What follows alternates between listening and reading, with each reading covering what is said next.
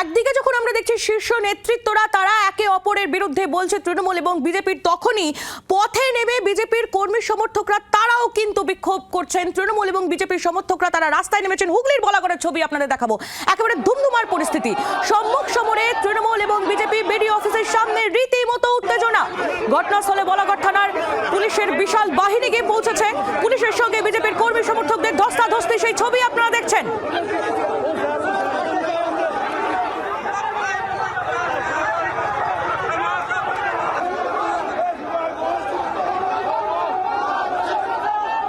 কি পরিস্থিতি এই মুহূর্তে জানবো। বিধান সরকার আমাদের প্রতিনিধি রয়েছেন আমাদের সঙ্গে টেলিফোন লাইনে। বিধান, ঠিক কি ছবি এই মুহূর্তে? দেখো আইলি, এই মুহূর্তে কিন্তু পরিস্থিতি অনেকটাই স্বাভাবিক বা শান্ত হয়েছে বলা যায়। একটু আগে যে উত্তেজনাকর পরিস্থিতি তৈরি হয়েছিল সেই তুলনায় বিজেপির কর্মীরা যদি এখনো পর্যন্ত বিডিও অফিসের সামনে জড়ো হয়ে আছেন।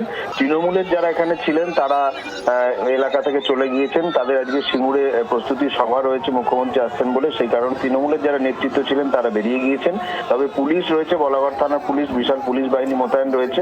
এবং যে পরিস্থিতি তৈরি হয়েছিল তোমাকে জানিয়ে রাখবো যে তৃণমূল কংগ্রেসের পক্ষ থেকে আজকে বিডিও অফিসের সামনে একটি অবস্থান বিক্ষোভ চালানো হচ্ছিল ফর্ম 7 জমা নিয়ে।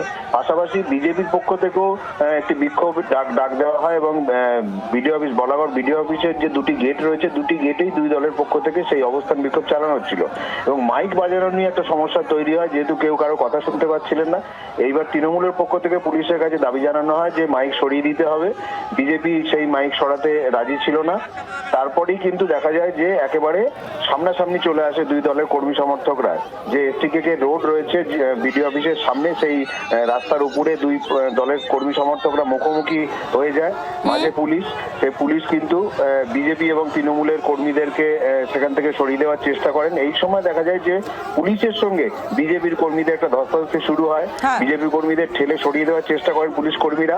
তারপরেই একজন অসুস্থ হয়ে পড়ে বিজেপির কর্মী, তাকে হাসপাতালে নিয়ে যাওয়ার সময় বিজেপির একজন নেতার গাড়ি, সেই গাড়ি ঘিরে তৃণমূলের কর্মীরা বিক্ষোভ দেখাতে শুরু করে। তারপর অবশ্য পুলিশ তাদেরকে সরিয়ে দেওয়ার পর সেই অসুস্থ যে ব্যক্তি তাকে নিয়ে গিয়ে জিরাট হাসপাতালে পৌঁছে দেয় বিজেপি কর্মীরা। এই মুহূর্তে কিন্তু পরিস্থিতি অনেকটাই স্বাভাবিক রয়েছে। বিধান, নজর রাখো। ধন্যবাদ তোমায়। বিধান সরকার আমাদের প্রতিনিধি ছিলেন আমাদের সঙ্গে টেলিফোন লাইনে।